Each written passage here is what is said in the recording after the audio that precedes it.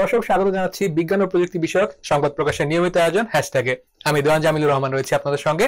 জানিয়ে দেব গত এক সপ্তাহে বিশ্বের বিভিন্ন প্রান্তে ঘটে যাওয়া বিজ্ঞান ও প্রযুক্তির নতুন নতুন খবরগুলো।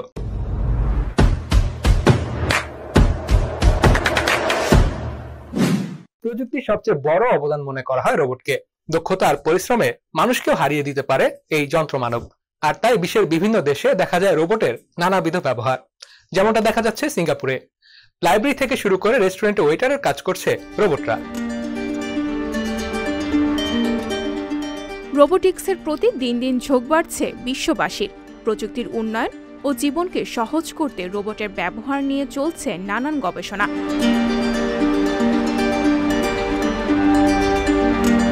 অনেক ক্ষেত্রে মানুষের বিকল্প হিসেবে কাজ করছে রোবট। ছোটখাটো অনেক কাজে ব্যবহার করা হচ্ছে এই প্রযুক্তি। এবার শিল্প কারখানা কিংবা অফিসে মানুষের বিকল্প হিসেবেও রোবট ব্যবহারের চিন্তা করেছেন বিজ্ঞানীরা। দক্ষিণ পূর্ব এশিয়ার দ্বীপরাষ্ট্র সিঙ্গাপুরের গবেষকরা এই চিন্তাকেই বাস্তবে রূপ দিয়েছেন।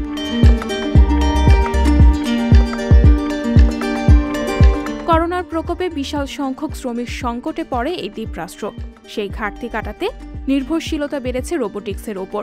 10,000 শ্রমিকের সমান কাজ করে দিচ্ছে মাত্র 600টি রোবট।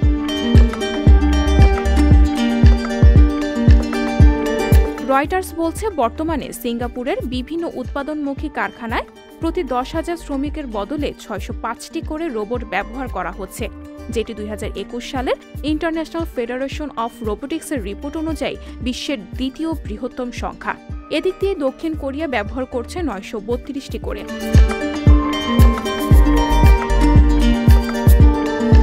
সিঙ্গাপুরে এখন প্রায় সব প্রতিষ্ঠানে মানুষের বিকল্প হিসেবে ব্যবহার হচ্ছে রোবট।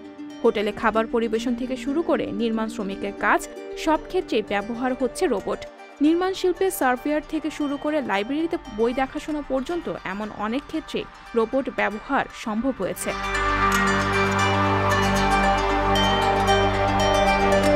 বিদেশি শ্রমিক নির্ভর দেশ সিঙ্গাপুর। করোনার প্রকোপে 2019 থেকে 2021 সাল পর্যন্ত গ্রহ শ্রমিক কমে যায়। এরপর রোবোটিক্সের দিকে ঝুঁকে তারা। দেশটির নির্মাণ শিল্পে এখন ব্যবহার হচ্ছে স্পট নামে 4 পাওয়ালা রোবট, যা মাটি ও নুড়ি পাথর স্ক্যান করে কাজের অগ্রগতি পর্যবেক্ষণ করতে সক্ষম। এসব উপাত্ত সরাসরি প্রতিষ্ঠানের কন্ট্রোল রুমে পাঠাতে পারে সে। এই রোবটের নির্মাতা মার্কিন প্রতিষ্ঠান বোস্টন ডাইনামিক্স।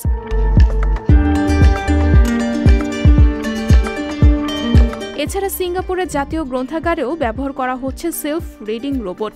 এই রোবট দিনে 1 লাখ বই স্ক্যান করতে পারে, যা গ্রন্থাগারের মোট বইয়ের 30%।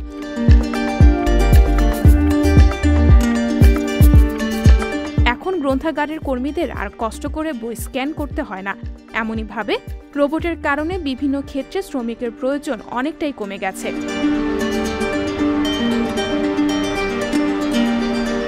ক্রেতাদের সেবা দিতেও ব্যবহার করা হচ্ছে রোবট। দেশটির 30টির বেশি মেট্রো স্টেশনের কমিউটারগুলোতে কফি বানিয়ে বিক্রি করছে রোবটরা। আগে যেখানে এসব কাজ পর্যবেক্ষণের জন্যই 2 জন মানুষের প্রয়োজন হতো, সেখানে একটি রোবটই তা ঠিকভাবে সম্পাদন করতে পারছে। 8 কোটি 60 লাখ বছর আগের এক দৈত্যাকার পাখির জীবাশ্ম আবিষ্কার করেছেন আর্জেন্টিনার বিজ্ঞানীরা। আন্দিজ পর্বতমালার পাদদেশে পাওয়া গেছে এর দেহাবশেষ। আর্জেন্টিনায় বিশালাকার এক উড়ন্ত সরীসৃপের জীবাশ্ম পাওয়া গেছে। বিজ্ঞানীরা জানান, দ্য ড্রাগন অফ ডেথ নামে এই শিকারী পাখির প্রজাতিটি 8 কোটি 60 লাখ বছর আগে পৃথিবীতে বসবাস করত।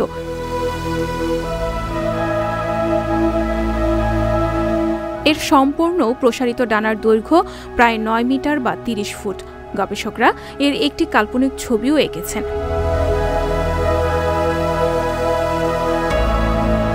কোটি কোটি বছর ধরে আন্দেজ পর্বতমালার পাথরের নিচে এর দেহাবশেষ সংরক্ষিত ছিল, যার মানে এই উরুক্ষ সরীসৃপেরা ডাইনোসরের যুগেই বাস করত।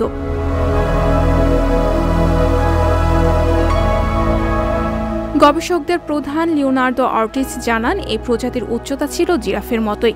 এর ডানার দৈর্ঘ্য নিয়েও বিস্ময় প্রকাশ করেছেন তিনি।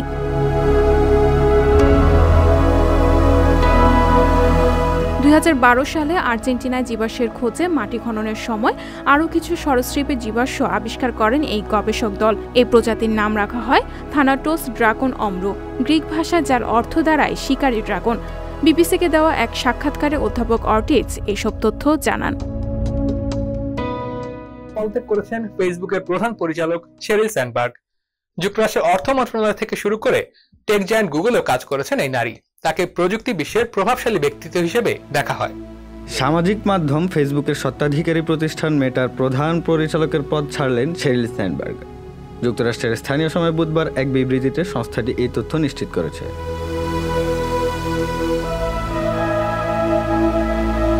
ফেসবুক পোস্টে স্যান্ডবার্গ নিজেই পদ থেকে অব্যাহতি নেওয়ার খবর জানান, তবে হুট করে এই প্রস্থানের কারণ জানাননি তিনি। স্যান্ডবার্গ জানান, ভবিষ্যতে জনহিতকর কাজে মনোনিবেশ করার পরিকল্পনা আছে তার ভাষ্যমতে সামাজিক মাধ্যম চালুর পর থেকেই এসব বিষয় নিয়ে বিতর্ক নানান দিকে মোড় নিয়েছে।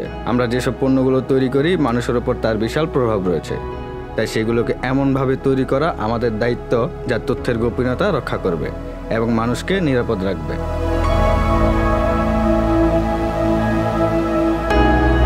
ফেসবুক পোস্টে তিনি আরও লিখেছেন, 2008 সালে যখন দায়িত্ব নিয়েছিলাম আশা করেছিলাম মাত্র 5 বছর এই চাকরিতে থাকব, তবে 14 বছর পর জীবনের পরবর্তী অধ্যায় লেখার সময় এসেছে।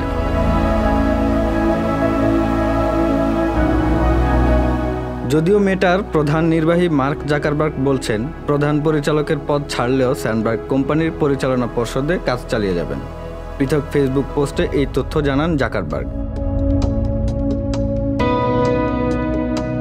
তিনি আরও জানিয়েছেন, মেটার চিফ গ্রোথ অফিসার জাভিয়ার আলিভান কোম্পানির পরবর্তী প্রধান পরিচালক হবেন, তবে তার ভূমিকা শেরিলের চাইতে আলাদা হবে।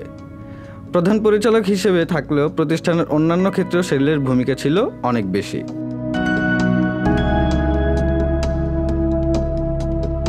প্রযুক্তি বিশ্বে শেরিল স্যান্ডবার্গকে একজন হাই প্রোফাইল ব্যক্তিত্ব হিসেবে গণ্য করা হয়। ফেসবুকে যোগ দেওয়ার আগে তিনি ছিলেন টেক জায়ান্ট গুগলের অনলাইন অপারেশন বিভাগের ভাইস প্রেসিডেন্ট, আর গুগলের আগে তিনি সাবেক মার্কিন প্রেসিডেন্ট বিল ক্লিন্টনের অধীনে কাজ করেছেন। যুক্তরাষ্ট্রের অর্থ মন্ত্রণালয় ও বিশ্ব ব্যাংকেরও ঊর্ধ্বতন কর্মকর্তা ছিলেন তিনি। জাকারবার্গ ফেসবুক প্রতিষ্ঠার পর শেরিলকে এই কোম্পানির প্রধান তত্ত্বাবধায়ক হিসাবেই দেখা হতো। দর্শক, এই ছিল হ্যাশট্যাগের আজকের আয়োজনে। আমাদের পরবর্তী আয়োজনগুলো দেখতে চোখ রাখতে পারেন সংবাদ প্রকাশের ফেসবুক পেজ ও ইউটিউব চ্যানেলে প্রতি শনিবার রাত 9টায়।